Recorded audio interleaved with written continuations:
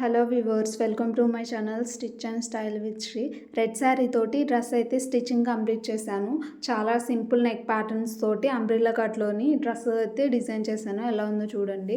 Front వచ్చేసి petal shape neck shape ఇచ్చా అనమాట.